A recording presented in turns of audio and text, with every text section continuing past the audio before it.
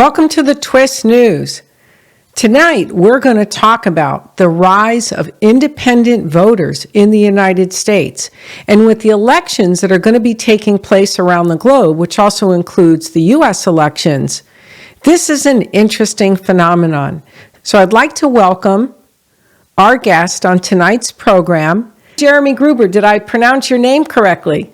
You did. Thank you for having me. Yes, and you have some serious accolades. You've written several books, and you're an attorney, and you're very, very entrenched with open primaries. And when I read over the information, I was excited to hear that the independents are actually rising in number in the United States. I'd like you to tell us about open primaries and the rise of the independent voters in this election.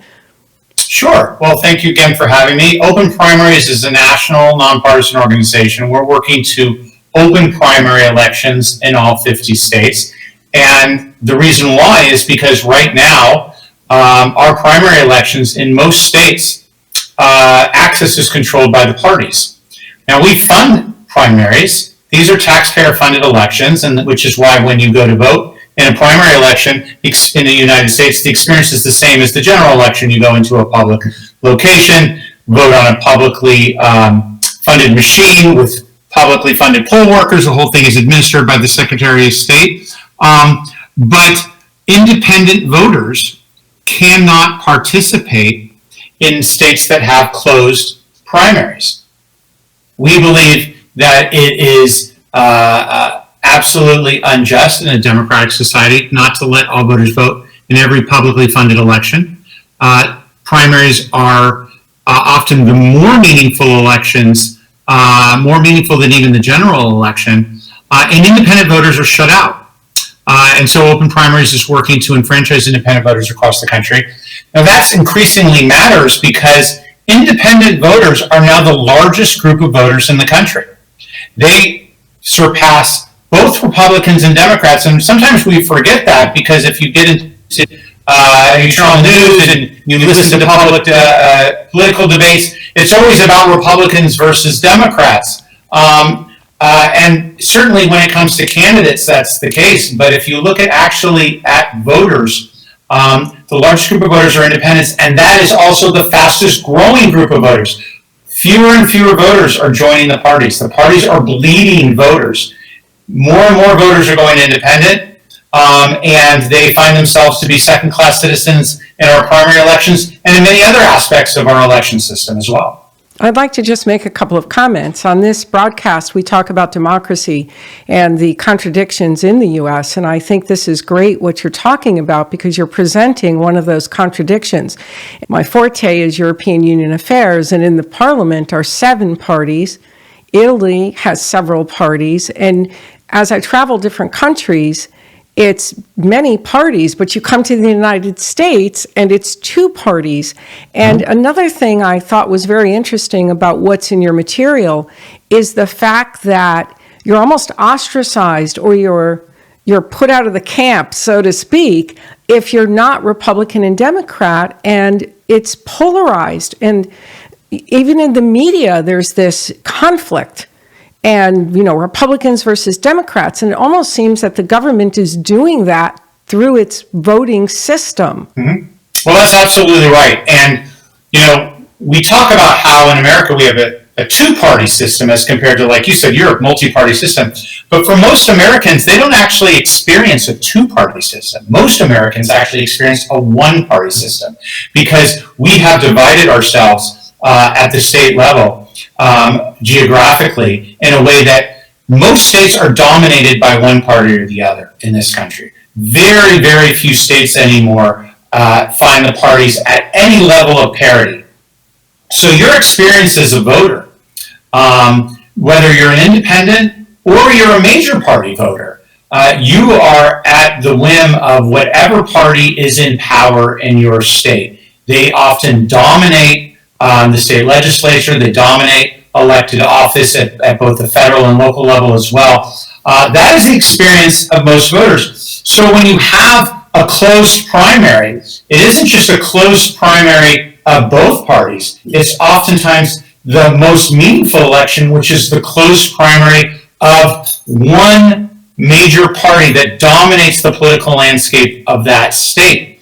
And if you're an independent voter, you are shut out of being able to participate. So what does that actually mean? Well, what it means is that if you are going to be elected and stay in office in any particular state, it means that only the voters in the majority party that are participating in the primary are calling the shots. They're the ones who are determining the candidates that move on to the general election from the dominant party. But what happens when those candidates get to the general election? The general election is completely uncompetitive in most states. In fact, across the board, almost half of general elections in the United States see candidates running uncontested. Uncontested. One person on the ballot. Only less than 10% of general election races in this country are competitive. Less than 10%. That means the most meaningful elections are happening in the primaries. So you're shutting out the largest group of voters in the country from the most meaningful elections, and you are having smaller and smaller groups of voters, the ones that dominate the one party that controls a particular state. And what you find is a small group of voters have all the power in that state. They're the only group of voters that a candidate or an elected official has to be responsive and accountable to in order to get elected and stay in office. And that's a large driver of the hyperpartisanship and polarization that's happening in this country, because our elected leaders don't have to listen to us. They only have to listen to the small group of partisan voters calling the shots in a closed primary. That's a system that's just unsustainable. It's causing... And it's undemocratic. It's really undemocratic. They talk about the democratic deficit within the European Union. That's a democratic deficit within the United States. What is open primaries doing to fix this? And with the rise, again, of the independent voters, how is that voice going to be heard in this election? And what are their choices? I mean, there's so many questions that I can just begin to throw at you. But first of all, what have you accomplished so far? What inroads? And then the second question would be, with all of the numbers of the independents, where do they go with this next election? At this next election, what do they do? Well, here's the good news, is most of the movement across the country is towards more open systems. So we've passed open primaries in a number of states, not just open party primaries where independents can participate, but nonpartisan primaries. We've gotten rid of party primaries in several states already: Alaska, California, Washington, and for state legislature in Nebraska. We've replaced party primaries with nonpartisan open primaries. In a nonpartisan open primary, all the candidates are on one ballot with their party affiliation. All the voters get to vote, and the top candidates go on to the general election. It is a level playing field for both candidates and voters alike, and it's proven to be a bulwark against a lot of the hyperpartisanship and polarization that is happening in these states across the board. So we are making progress, and there are going to be more open primary campaigns on the ballot this November in the United States than ever before in the history of the country. At least 6 states will be on the ballot to try to open their primaries this November. And so we're seeing a lot of great forward momentum there. We're also working to organize independent voters, because one of the biggest reasons why independent voters are second-class citizens is because they're unorganized. It's quite a contrast. The largest group of voters in the country, but one of the weakest in terms of political power.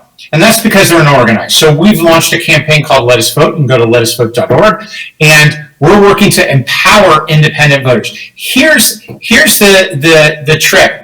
In the general election, in every close election, independent voters are calling all the shots, and they have now for several election cycles. In the midterms, they called the shots. They're going to call the shots this November. They called the shot in every presidential election race for the last 15 years. Independent voters are the difference makers in every close election. But that's Wow. only when it comes to the general Wow. election. And by that time, the candidates are chosen for us. What is the percentage now of independent voters versus party affiliated? There's now, the number fluctuates, but there's about 45% of the electorate is independent voters. 45%. That's considerable. They are the largest group of voters, in a number and growing number of states. So right now in states like Arizona, Nevada, important political states, Arizona, Nevada, Colorado, Massachusetts, Alaska, independent voters are already the largest group of registered voters in the state. By far.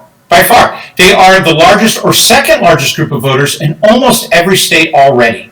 What do you think is lending to the trend? What do you think is causing this trend over these last years of the rise of the independent numbers? Well, I think it's something that you touched on earlier. More and more Americans are becoming disenchanted, angry, infuriated at the way both parties throw red meat politics at their bases at the expense of getting anything done. Fewer and fewer Americans are seeing a place for themselves in the agenda of either party. And as a result, more and more Americans are saying enough is enough. We want to vote. We believe in the values of this country. We love this country, but we just can't be members of either of these two major political parties anymore. There is no home for us politically in either of them. And so more and more voters are going independent and charting their own course. And what they're finding is a political system that was never designed for independent voters, that was designed for only Democrats and Republicans, and they're finding themselves in second-class status, not just in the primaries, but in a whole host of other aspects of our election system. For example, across the country, independent voters are not allowed to be poll workers. They're not allowed to be poll watchers. They're not allowed to serve as election judges. They can't serve on election boards. Independent voters are shut out of a whole host of aspects of election administration and machinery in this country. And that's by statute, by law.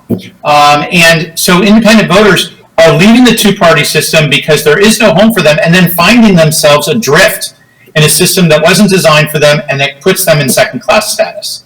I had no idea of any of this, and I'm so glad we're doing this broadcast because, again, this is totally undemocratic for a democratic society that boasts on how democratic it is and how it's run. It's unbelievable. We talk about one person, one vote, right? We talk about values in this country like fairness, that every vote should count equally. Well, that's not the case at all. And the numbers are staggering. Independent voters are the largest, most disenfranchised group of voters in this country by far. 27 million. Think about this. 27 million independent voters will be shut out of the presidential primary elections just this year. 27 million. And that number could continue to grow because not only are more and more voters becoming independents, but more and more states are looking at closing their primaries. And the threat of closed primaries is increasing. While some states are moving to open their system, other states are moving to close them. Wyoming closed their primaries just last year. South Carolina, West Virginia, other states have announced their interest in exploring closing the primaries. So we could look in 2 years or 4 years at an election season where close to 50 million voters are shut out of the primaries because more and more states close their elections to independent voters, now the largest group of voters in the country. Wow. Now, what kind of headway are you making in all of the other states? You mentioned the states that have made changes. What about all of the other states? Are some about to change? What are you experiencing out there? Well, here's the good news. Right now, only 15 states completely shut out independent voters. However, a vast majority of states shut out independent voters in some aspect of the primary election. Mostly in the presidential, a lot of states that have open primaries have closed primaries at the presidential primary level. So it's a mixture of access and lack of access depending upon the state. As I said, some states have already moved to a nonpartisan open primary and taken the gatekeeper role away from the parties in our primary system. There are a number of states are going to have open nonpartisan primaries on the ballot just this November. States like Nevada, Arizona, South Dakota, Idaho are all going to have nonpartisan open primaries on the ballot. So there are campaigns growing all the time. There are states that are looking for 2026 and beyond, states like Oklahoma that are looking to open their primaries as well.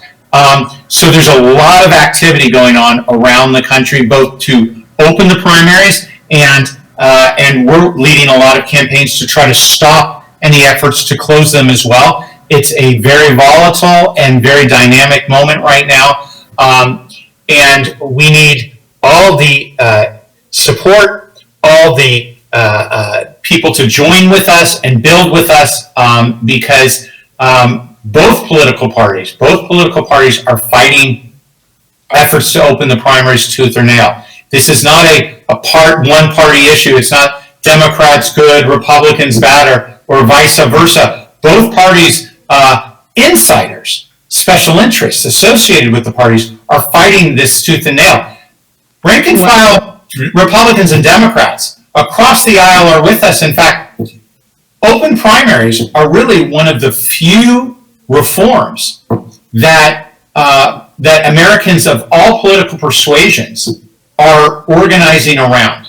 Whether you're conservative, whether you're progressive, whether you find yourself somewhere in the middle, whether you're a Democrat, a Republican, an independent, or even a third party, more and more voters are saying, why do we have a system where we're paying for these elections? These are public, taxpayer-funded elections, but we're letting private organizations like the political parties decide who can participate and who can't, even at a time when most voters aren't members of either party. It makes no sense. It's totally undemocratic. And Jeremy, also, I don't think a lot of people are aware. I wasn't aware, and I think a lot of people aren't aware that the independent voter is really ostracized, so to speak, or shut out. I'm an independent voter. I was not. At one time, I was a party voter. But one of the issues I have, and I just want to bring this up quickly, a benefit of being an independent, is that your voting record is on the internet.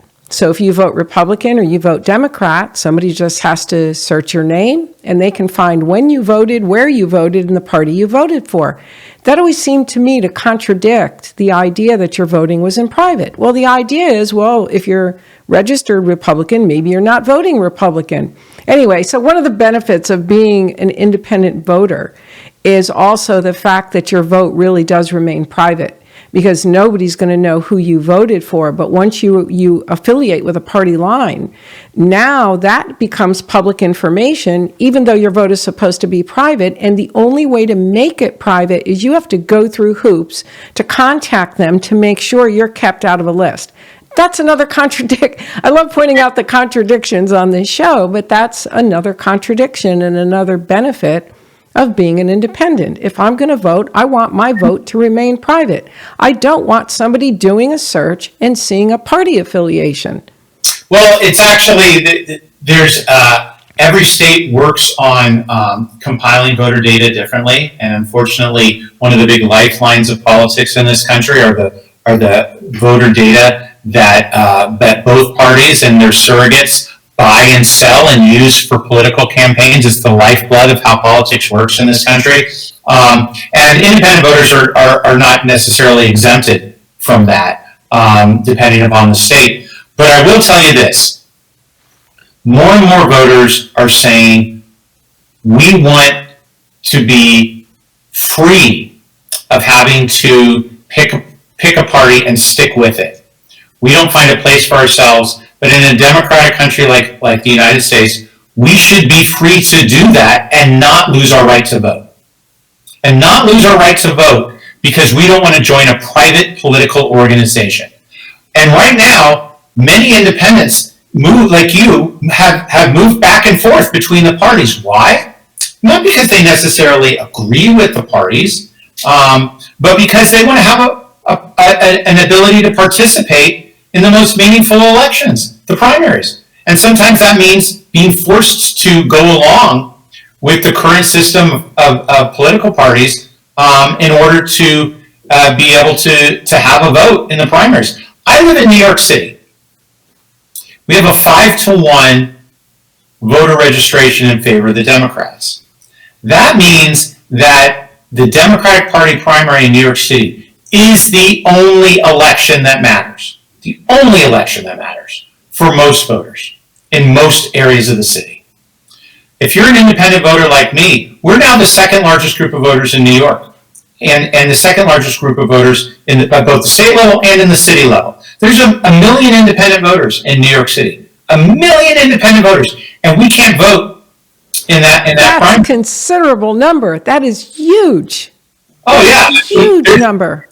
Absolutely. And what it means is that after the primary, the elected leaders that run for offices in my district, they literally can go on vacation.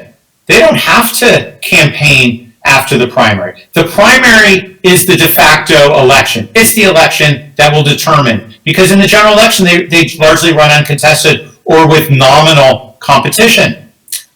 So sure, you can run as many get out the vote operations as you want, and hundreds of millions of dollars are spent in this country on get out the vote operations for the general election.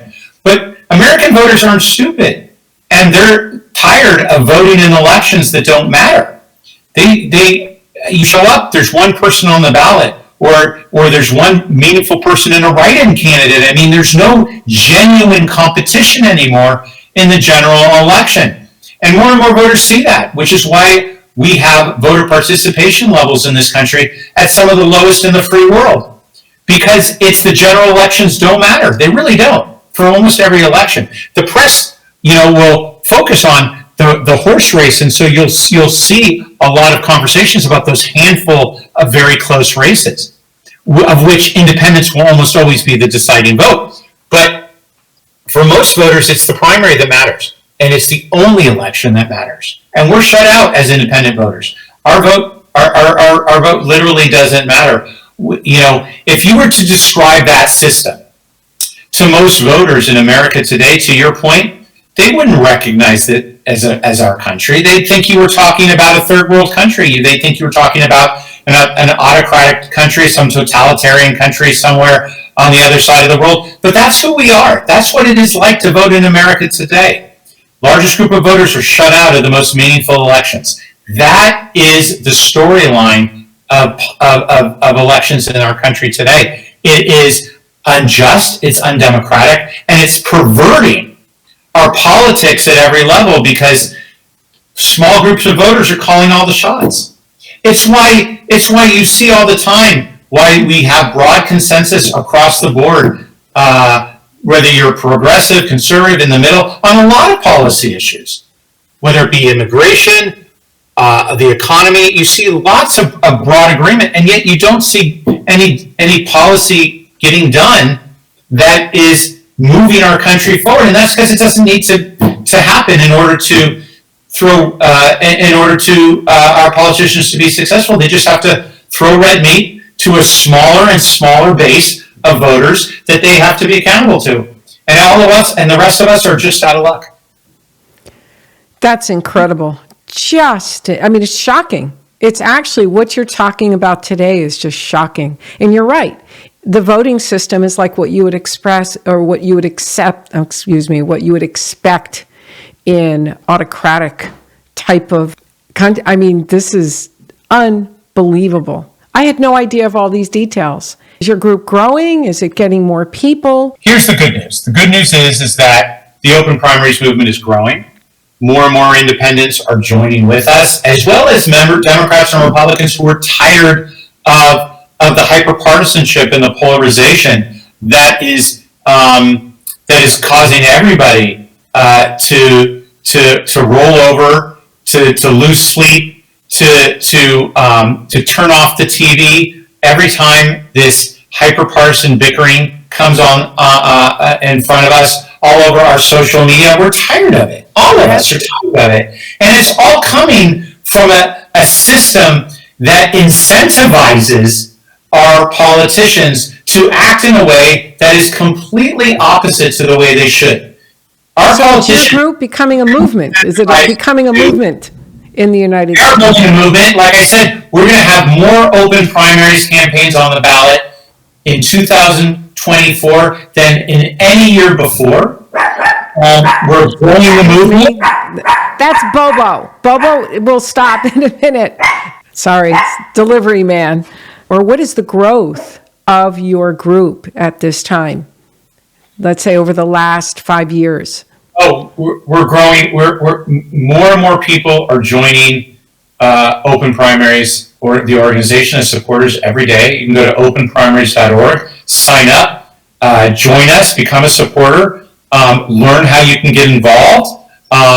If you're an independent voter in particular, you can go to our campaign letusvote.org and learn how to showcase your independence, get involved, meet other independents, and we're trying to humanize independent voters. Few people really understand that independent voters are a large group of voters. They don't really know who independents are. There are all of us. All of us are independents. You know who the largest group of independents are? Our young people. Over half of millennium and Gen Z voters are independent voters.